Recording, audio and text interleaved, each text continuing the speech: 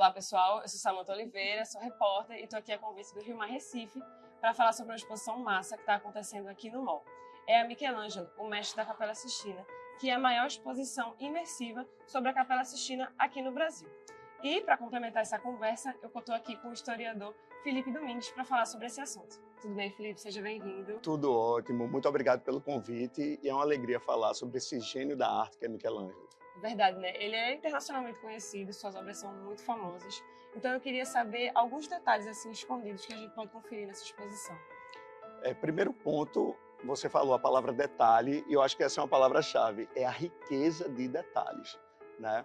Às vezes quem vai à Capela Sistina, como o teto, né, são 14 metros de altura, não consegue nem enxergar essa riqueza, né, de tantos detalhes de um artista que era muito preciosista, né, que era extremamente perfeccionista. E a exposição, ela dá essa possibilidade de ver essas imagens muito aproximadas, né? Michelangelo ele é um artista conhecido internacionalmente, né, e ele influenciou vários artistas que vieram depois dele, assim. Como é que a gente consegue reconhecer uma assinatura dele nas obras? Assim? A assinatura de Michelangelo, primeiro, vem de uma profunda criatividade. Ele não é o artista do óbvio. Por exemplo, o Davi. Sempre era representado o Davi vitorioso com a cabeça de Golias cortada. E ele vai fazer o jogo anterior. Ele vai mostrar o Davi encarando o gigante Golias. E o contraste no olhar do Davi, a gente observa tensão e consegue observar também confiança, que são sentimentos contraditórios. Na Pietà, a gente vê, né, a representação é Jesus acabou de morrer na cruz e o corpo dele foi entregue para a mãe. Então tá Jesus morto, né, no colo de Maria. Então você vê dor, que é um sofrimento, né, denso, mas também leveza, também doçura, uma mãe meiga que está ali num conflito na visão da fé católica, com o filho morto no colo, mas também com o Deus dela morto no colo. Então o homem, o Deus, a dor, a doçura. Então essa criatividade é uma marca dele. E o perfeccionismo. Um profundo estudo da anatomia do corpo, numa época que era proibido estudar o corpo humano no corpo humano.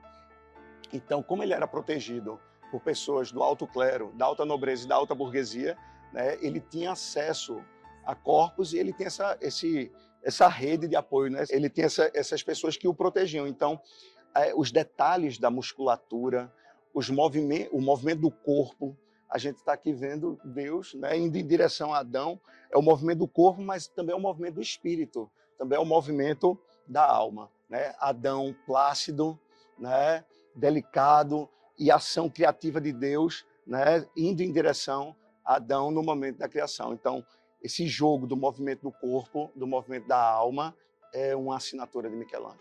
Falando sobre contradições, Michelangelo traz muito divindades, né, essa questão da espiritualidade, ao mesmo tempo que ele traz sentimentos muito humanos. Então ele acaba unindo a parte humana com a parte divina na maioria das suas obras. Assim, como é que a gente pode analisar isso? Perfeito, Samanta. Nós, seres humanos, somos seres contraditórios. As pessoas, às vezes, para esquematizar as ideias, dividem muito assim, né? Razão versus fé. Como se uma pessoa de fé não pudesse ser racional. E Michelangelo, ora, era o devoto, era um homem de fé, ele era católico, né? E ora, era o estudioso, era o artista, era o pesquisador. Então, essa dicotomia fé versus razão, né? Antropocentrismo versus teocentrismo, isso é uma visão muito maniqueísta da história da arte. Então, Michelangelo, ele é sim um homem de fé, mas também é um homem racional, até mesmo porque o movimento que ele faz parte, o Renascimento, vem disso, né? Na perspectiva do nascimento da cultura greco-romana, de um período de obscurantismo, e agora a cultura está renascendo. Claro que nós, historiadores, hoje não vemos de forma preconceituosa a Idade Média como a Idade das Trevas, afinal as universidades surgiram na Idade Média, o próprio movimento do Renascimento surge na Idade Média. Dante de Alighieri é medieval e Michelangelo adorava recitar. Não sei se você sabia disso, ele adorava sair pelas ruas de Roma e de Florença recitando Dante de Alighieri. Então, veja como um artista influencia outro, assim como Michelangelo vai influenciar vários artistas que vieram depois dele. Com certeza. E falando ainda nesse tópico religião e divindades e tal, a gente não pode deixar de citar o momento da criação, né, do homem, aquela cena famosa, inclusive muitas pessoas admiram muito essa obra até hoje. Como é que a gente pode analisar essa questão, como é que a história, na verdade, analisa essa obra dele, da criação de Adão? Qual era o contexto da época, o contexto histórico que permeou o desenvolvimento da obra, a criação? Foi de um período entre 1508 e 1512, a gente está construindo os pilares da modernidade. E a modernidade ela tem 4 pilares.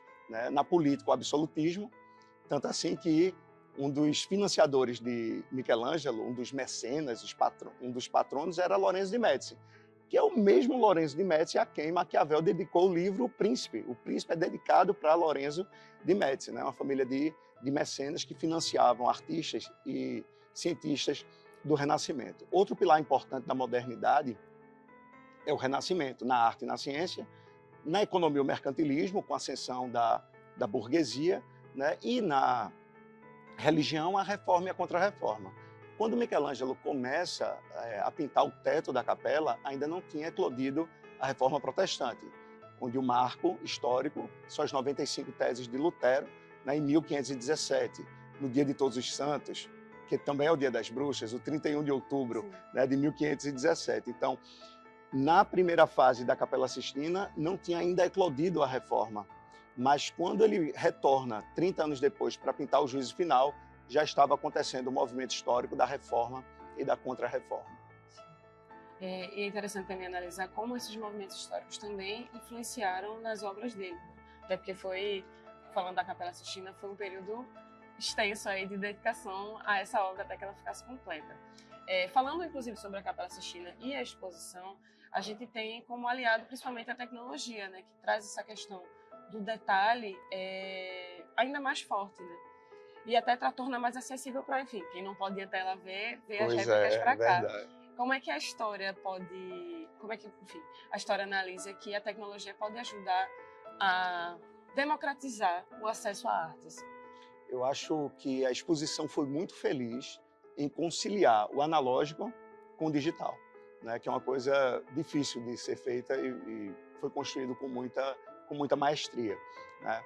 Então, a ideia do movimento, do som, tocar os sentimentos, né, e a sensibilidade das pessoas que vêm visitar. Tem uma questão aí que você tocou muito importante, que é caro viajar para a Europa, né? O euro está caro, né? E as pessoas podem vir aqui participar, né, dessa viagem no tempo e nessa viagem geográfica, né, ao Estado do Vaticano, né, que está no coração de Roma. Então, imergir, criar uma cultura de ter contato com a arte, porque a arte salva. As 2 maiores manifestações das civilizações são arte e ciência, e o Renascimento é isso, né? Um reavivamento da arte e da ciência. Seria insuportável uma vida sem arte. Imagina uma casa que não tenha nenhuma escultura, nenhuma pintura, nenhuma fotografia, não tem cinema, não tem música, não tem literatura. Seria insuportável. Quando a gente estuda, alimenta o intelecto. Quando a gente come, alimenta o corpo. Mas a gente precisa de arte, que alimenta a alma e faz as coisas terem sentido.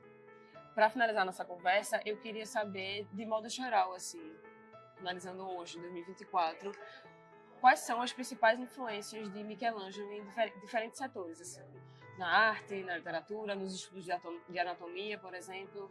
Michelangelo, ele se autodenominava, sobretudo, escultor. Inclusive, teve uma treta com o Papa, que ele estava esculpindo o túmulo do Papa, Júlio II, que contratou ele, quando o Papa deu a ordem, né, dele parar de esculpir o túmulo para pintar o teto da Capela Sistina. Outra coisa legal é que o Papa Sisto, que ergueu a Capela Sistina, é tio de Júlio II. Então, o sobrinho quer homenagear o tio. Então, isso é algo também que é interessante das pessoas saberem. E ele não queria, porque ele não se considerava, veja só, Michelangelo, um pintor tão bom quanto escultor.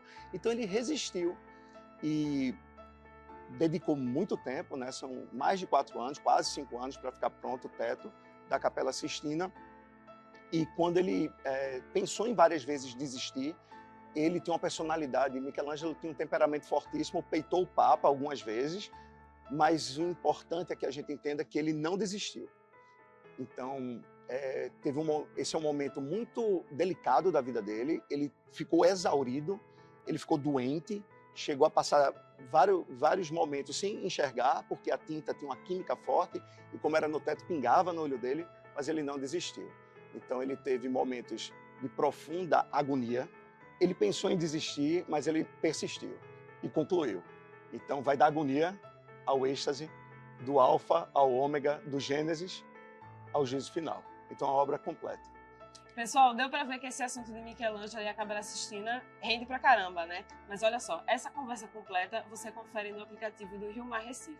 Felizmente, a exposição Michelangelo, o mestre da Capela Sistina, vai ficar por um tempinho aqui no Rio Mar. Ela é aberta de domingo a domingo e os ingressos estão a partir de R$30. Para mais informações, acesse ou baixe gratuitamente o aplicativo do Rio Mar Recife.